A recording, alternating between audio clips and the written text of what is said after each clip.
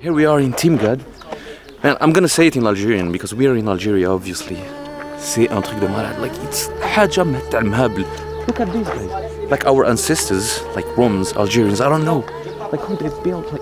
We have like maybe the most beautiful country in the world. Ask Yani about this. He will tell you.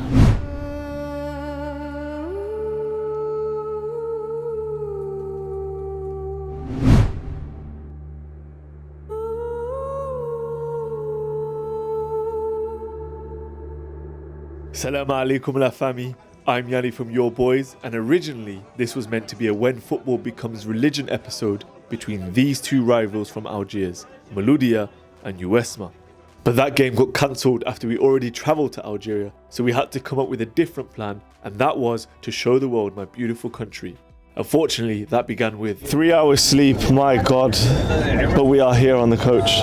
We are going to Constantine. Yes, we're here with family and friends. We're here with Mehdi. Can I show him? It's not just me as the Algerian. We've got another Algerian, Mehdi Shadfa, AC Milan fan. Get him out of this camera. It's the first Algerian I've never liked. What do we think of Inter? Internazionale e merda. I'm going to kick off in a minute. This is what we're doing today. Today it's like a 3-day tour. Constantine, we're going Timgad, and the last one is Bijaya. That's what we're doing. a quick reflection over the tour's programme was needed before a video of Algeria's beautiful countryside, and we were well on our way.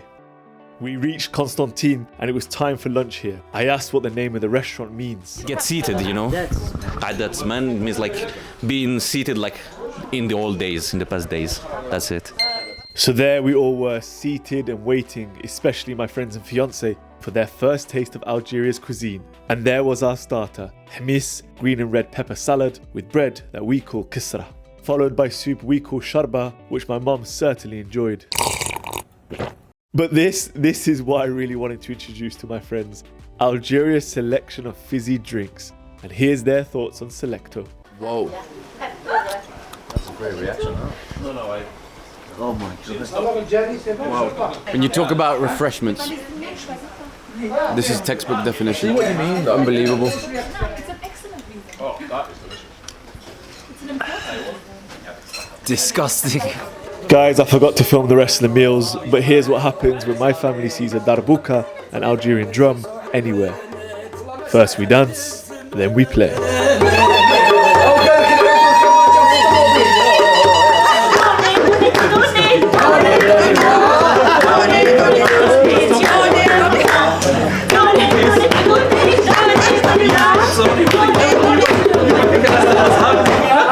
Alors c'est pour les fiançailles de filles.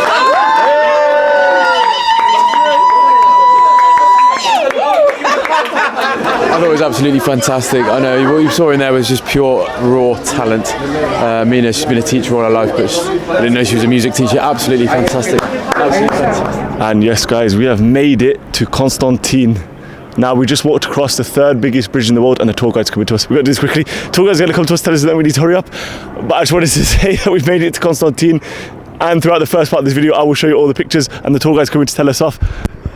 Shit, so she tell us off instead. Right behind us. But look, right behind us you can see, honestly, what a beautiful view. I will show you everything that we've seen today from Constantine. But please, I urge you to come here. This is stunning. But unfortunately, Constantine fell under the invasion of France in 1837. I think Constantine was one of the most beautiful cities I've ever been to. It's one of the world's oldest cities, and it was named by the Emperor Constantine, who named it after himself after he rebuilt the city when it was destroyed in a civil war in 311 AD. The bridge that we crossed was not only difficult for one of my friends to cross, but until 1929, the highest bridge in the world. Honestly, every place we went to was so beautiful.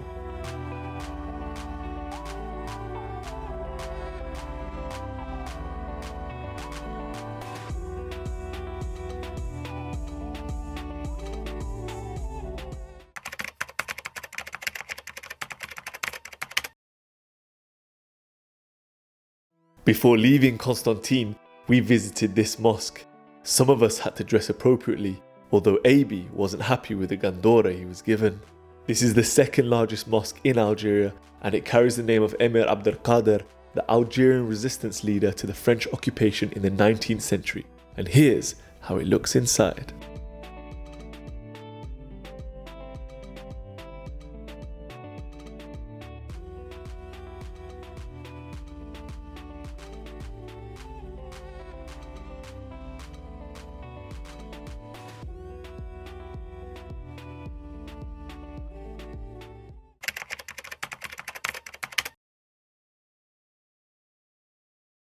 Day 2 of the tour of East Algeria, and here we're in Timgad, the largest and still standing ancient Roman city in the world.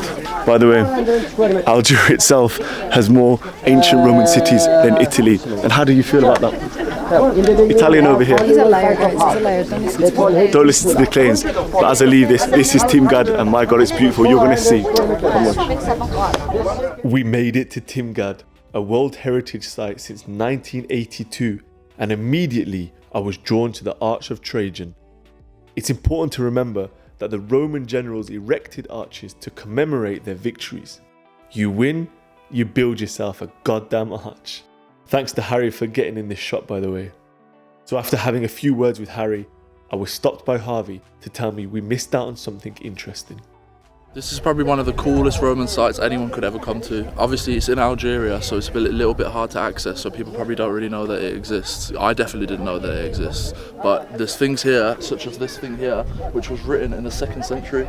It's written in Latin, so I can't read it unfortunately. But the tour guide was explaining to us that it's something about the quality of life that the people lived. They weren't talking about work and they weren't talking about money, they were talking about the enjoyments of life. Things that I think we often forget about nowadays when, the first question that someone may ask you sometimes may be things such as, what is your job, or what do you do for a living, etc. But back then they weren't thinking about these things, so it's just kind of interesting to absorb it all in this beautiful area all around you with the mountains in the background and all these Roman ruins. It would have been a pretty cool place to live back in the day, I can imagine. Soon we encountered a Roman library that was gifted to the Romans in the 3rd or 4th century. But being in the library, something wasn't adding up for Harry. I'm startled by the lack of books. I'm not entirely sure this is a library. The Romans not only were the inventors of paved roads, as you can see, all the roads were paved, and they were paved differently depending on whether they were primary or secondary roads. The quality of the materials is different, but they also invented the drainage system. The drainage system in the towns is separated in terms of used water and rainwater. So rainwater and sewage water was never mixed, and the reason is the rainwater is reused for irrigation, for swimming, for doing all sorts of things with that water, whereas the sewage water is thrown away. Nowadays, we have a lot of cities, even in Europe and in developed countries, where these two types of waters are mixed, and it's a big climatic issue, environmental issue, and we are spending a lot of money to create treatment plants to clean this water before it's thrown into rivers and sea. You see how much the Romans were advanced during their time. We're talking about 1st, 2nd, 3rd century after Jesus Christ. Just wanted to let you know I taught him all of that. Knowledge is power. He said that he taught me about Timgad. Who's that? I don't know him.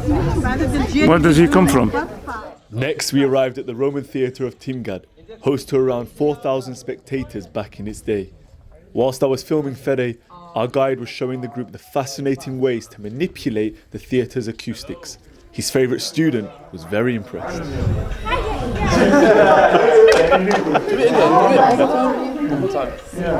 Okay, cool thing about this Roman place is these two sides here.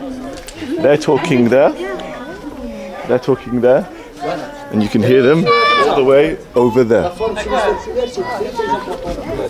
Fly my face. We're going to do a test. Danny and me, Danny the cameraman. Let's do it. Danny, you go all the way over there. I'll go there. I can hear you, yep. And get the mic a bit closer maybe. Go on.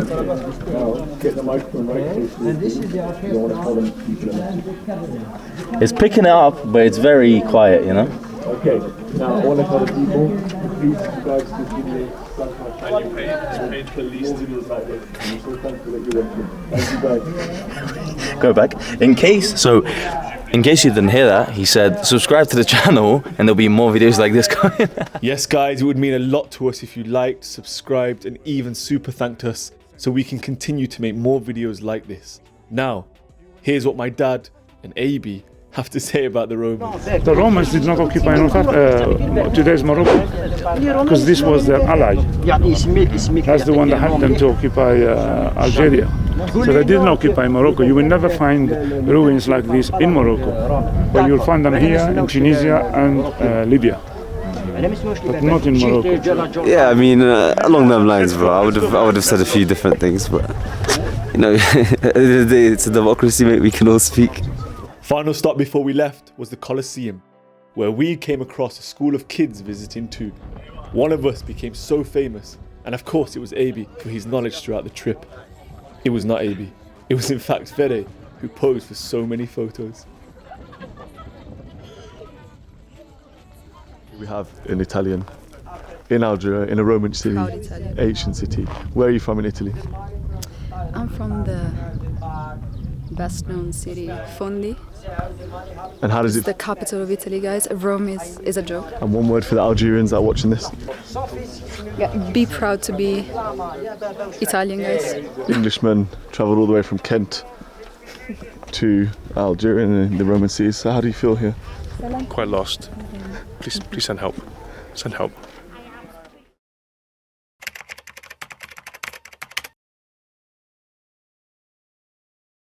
Day 3, and we are in Quicul, that's the pronunciation, Quicul, and it's the second largest ancient Roman city in Algeria. 78 hectares in total, and only half of that has been uncovered. So maybe one day this will be unearthed and we'll have a much bigger city and may rival with the largest cities, Roman cities, ancient Roman cities in the world. Before seeing the city of Quicul or Djemila, we first visited this beautiful mosaic museum. The mosaics depicting mythological events, hunting scenes, and geometrical motifs. When we got out to the Roman city, we realized we were here with a school of kids once again, and finally this time, Abi was famous here.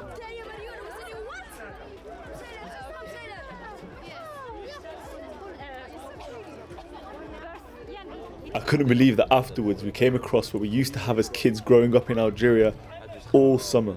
Flash. Literally just ice-flavoured sticks that cost around 5 pence. Okay, this is the art of Caracalla, the triumph art of Caracalla. It's the famous art in the world. Quicul is a beautiful site in the world, and I wish that all the people can visit it and discover and make the best adventure here in this city.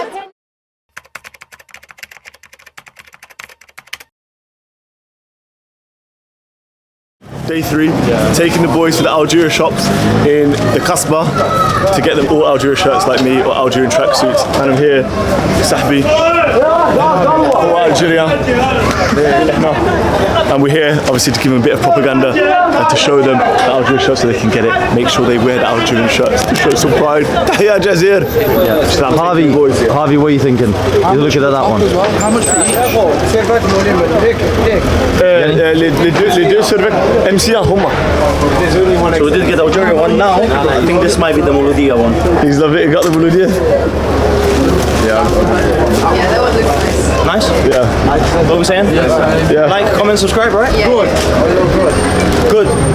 The final thing I wanted to show them before, as we finally got all the tracksuits before we got,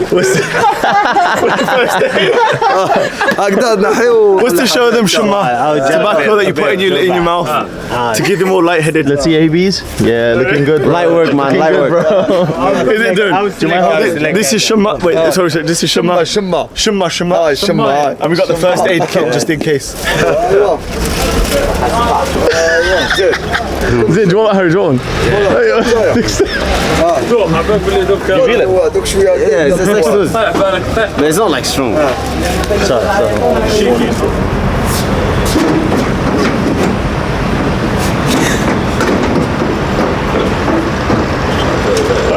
So we have reached the end of our trip, and we hope that you liked it. Did you enjoy it? I thought it was great. Loved every minute of it. Guys, please, if you want more footage from us, more trips like this, more when football becomes religion, when we finally get to do another episode of that, please click on these videos here. And also, if ever you get a chance to super thank us, it will go a long way because we're a self-funded channel. We love you all. And Tahia Dzair. Say Tahia Dzair. Tahia Dzair. Yes, we love you, Algeria.